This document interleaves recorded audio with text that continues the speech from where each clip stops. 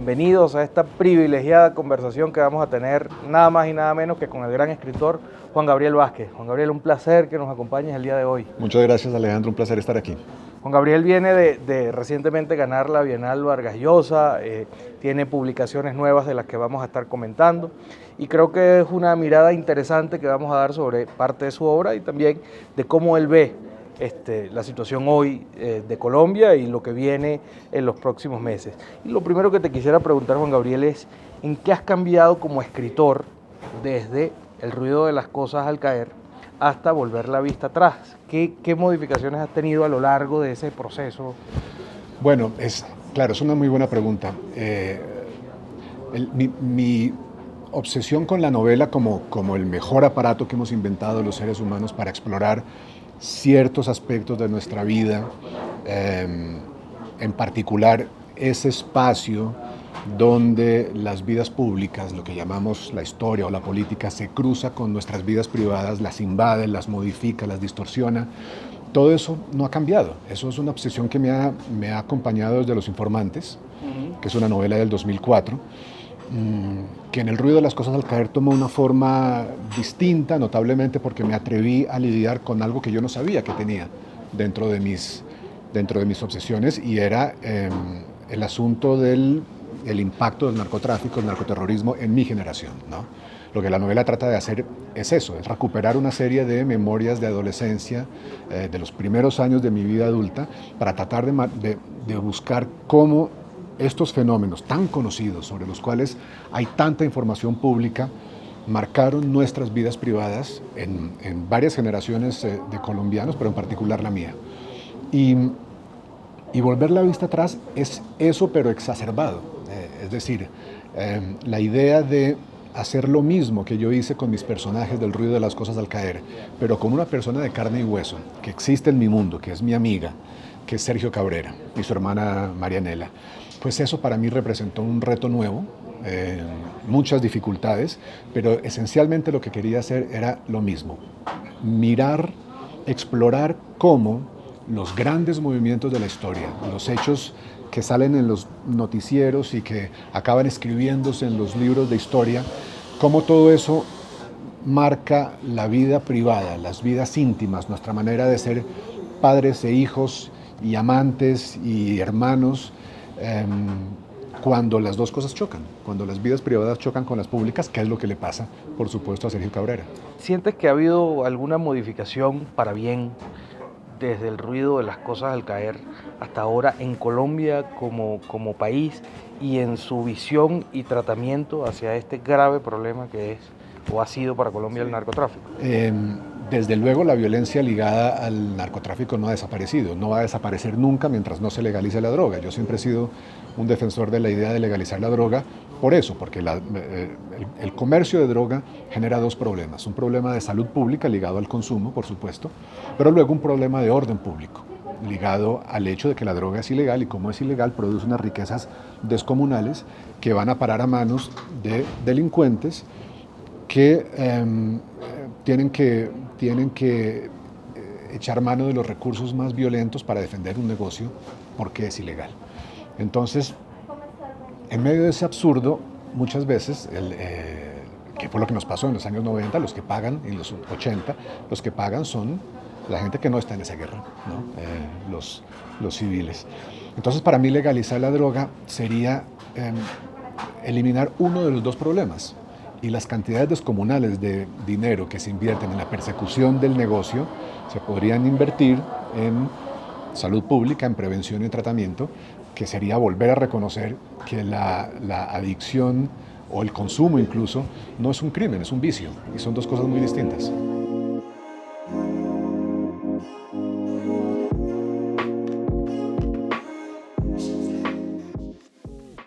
¿Cómo te resultó escribir sobre una persona viva, es decir, sobre Sergio Cabrera en tu última novela? ¿Cómo fue ese proceso para ti? Mira, fue terriblemente difícil, fue un proceso largo, ¿no? Fueron 7 años de conversaciones con Sergio, y fue terriblemente difícil por varias razones. La primera, desde luego, era la posibilidad que siempre existió de que al personaje de mi novela no le gustara mi novela, y eso es aterrador novelista. Y la segunda, ya mucho más seria, era la posibilidad de hacer daño, ¿no? Una especie de regla que yo me puse desde el principio fue la regla casi médica, casi hipocrática de no hacer daño. Y por eso hice un acuerdo con Sergio en el cual yo escribiría la novela como si él estuviera muerto o como si él fuera ficticio, sintiendo y llevando a la práctica una total libertad, ¿no? De contar lo que yo quisiera como yo lo quisiera. Usar la imaginación, que fue lo que finalmente hice, y por eso ese libro es una novela, no otra cosa. Porque yo usé la imaginación para meterme en las emociones, en la moralidad, en las convicciones de estos personajes e interpretarlos como yo quisiera. Y el acuerdo era que yo haría todo eso y luego le daría el manuscrito a él para que lo vetara, lo censurara, cambiara lo que quisiera. Para mi gran satisfacción, nada de eso pasó. Sergio no solo no cambió nada, no solo no corrigió, ni eliminó, ni editó, ni maquilló nada, sino que ver su propia vida en un manuscrito le sugirió nuevas cosas, nuevas memorias, nuevos recuerdos, nuevas revelaciones casi sobre su propia vida. Él se enteró de cosas que no sabía de su propia vida familiar y también su hermana, porque yo hablé con los dos, cada uno por su lado, y en un momento muy gracioso, Sergio me dijo, mira, esto que cuentas de mi hermana, una escena muy crítica de la novela, está muy bien como ficción, pero yo creo que si no hemos inventado nada en el resto del libro, ¿para qué ponernos a inventar algo ahora? Y le tuve que decir que eso no era inventado, que su hermana me lo había contado, tal como aparecía en el libro. Y claro, a él le sorprendió mucho ver que a estas alturas de la vida tienen 70, 72 y 70 años, van a cumplirlos. A estas alturas de la vida estaba todavía descubriendo cosas de su propia hermana. ¿Y a qué atribuyes, Juan Gabriel, que una historia local, como fue tu última novela, Volver la vista atrás, haya tenido ese éxito fuera de Colombia? Bueno, es que no es tan local como parece. Por supuesto que es una historia de colombianos, por supuesto que una tercera parte de la novela y su centro, digamos, de significado ocurre en Colombia, en la selva colombiana. Pero a mí lo que me ha obsesionado siempre en mis libros es encontrar esa conversación que tiene mi país con el mundo, ¿no? En Los Informantes era la Segunda Guerra Mundial, que parecía que ocurría solo en Europa. No, eso tuvo consecuencias en Colombia. En El ruido de las cosas al caer viene una mujer norteamericana a ser parte de los cuerpos de paz que estuvieron en Colombia en los años 60, y a través de ella se cuenta un diálogo permanente que hay entre Colombia y los Estados Unidos alrededor del tema de la droga. Y a mí esa inserción de mi país en los grandes eventos históricos del siglo XX, pero también he contado el siglo XIX en otra novela, en Historia Secreta de Costaguana, a mí eso me interesa muchísimo. Tú sabes esta teoría del efecto mariposa, que es que el aleteo de una mariposa en un lado del mundo puede causar un tsunami en el otro lado, ¿no? A mí eso me interesa muchísimo. Yo creo que en todos mis libros lo que he querido es agarrar esa mariposa y ponerle un alfiler para estudiarla y ver cómo funciona eso.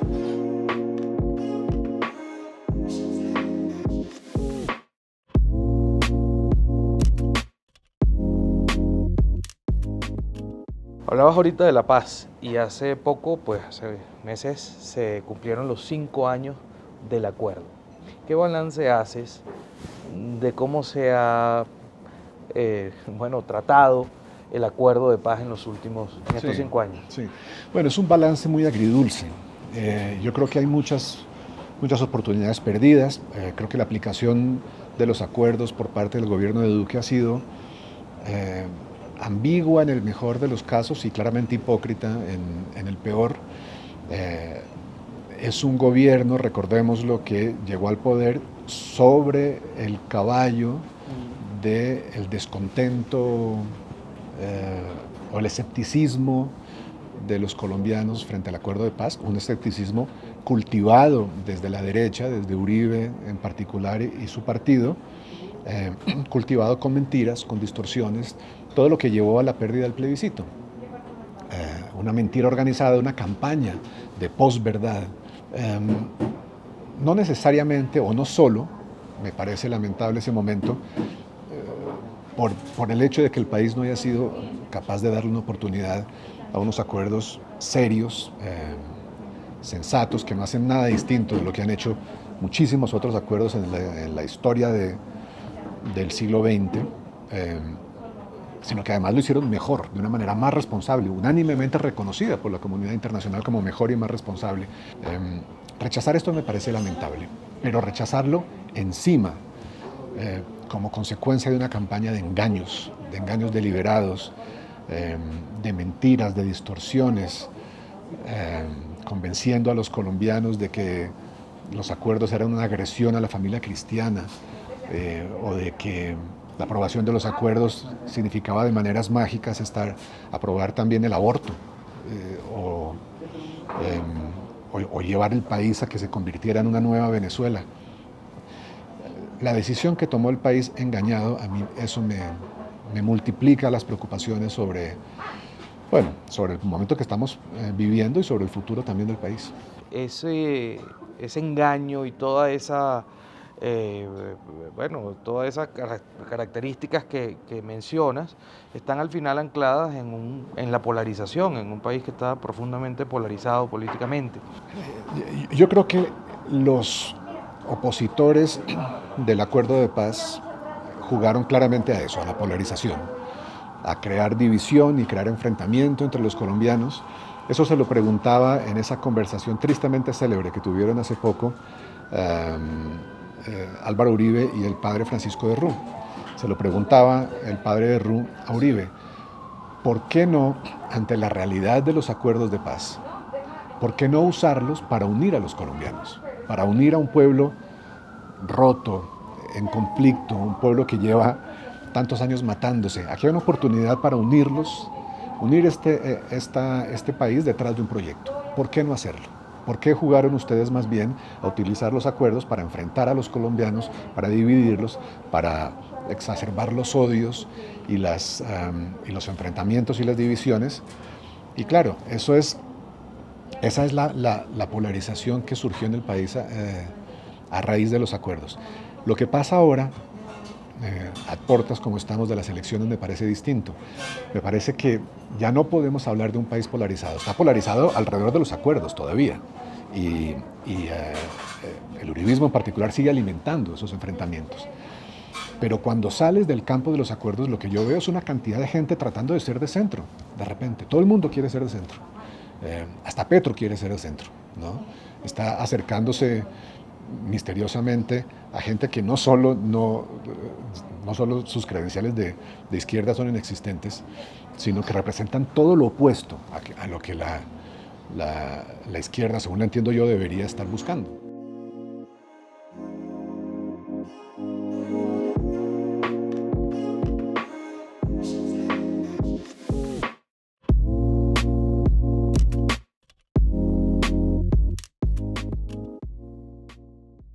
Juan Gabriel, ¿cómo ves el panorama literario colombiano? Nuevos escritores, la inclinación por empezar una obra.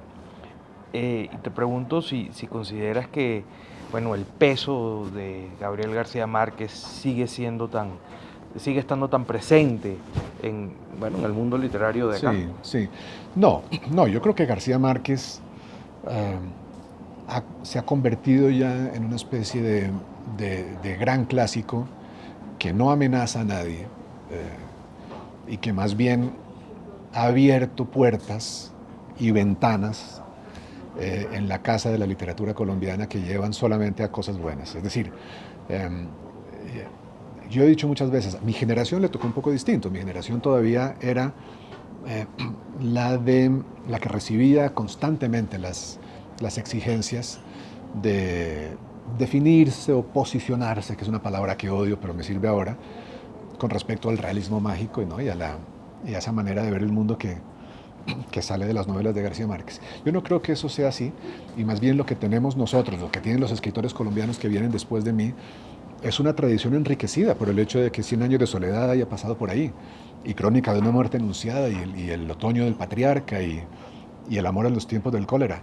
Nuestra lengua literaria, es una lengua, y nuestra tradición novelística, son una lengua y una tradición enriquecidas por el hecho de que García Márquez haya pasado por aquí. Yo creo que la única ventaja que tenemos nosotros sobre ese monstruo que es García Márquez es que nosotros escribimos en un mundo donde ya escribió él, en cambio él no.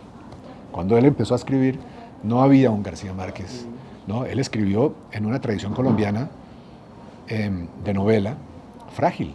Había un par de cosas muy interesantes, pero era una tradición frágil, hecha más bien de islas, ¿no? Que de ese cuerpo grande sobre el que un escritor nuevo empieza a apoyarse, que es una tradición.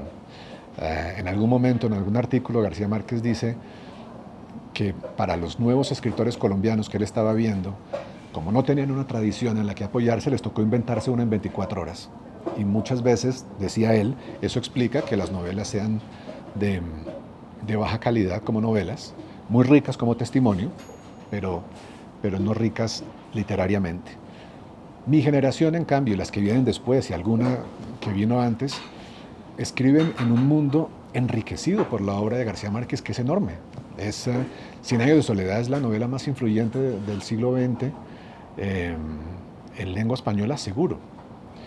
O que sale de la lengua española, porque tiene hijos y tiene primos y tiene parientes en todas partes del mundo, en todos los continentes. Hay un escritor que declara que no habría podido hacer su obra si no hubiera leído Cien años de soledad. Eso es enorme. Y es para nosotros un privilegio. Y quien lo sienta como una losa, como una sombra, como un problema, pues yo creo que está mal encaminado. Juan Gabriel, te agradezco mucho que te hayas tomado estos minutos para compartir con nosotros Muchas aquí gracias. en Conversaciones y en Diario Criterio.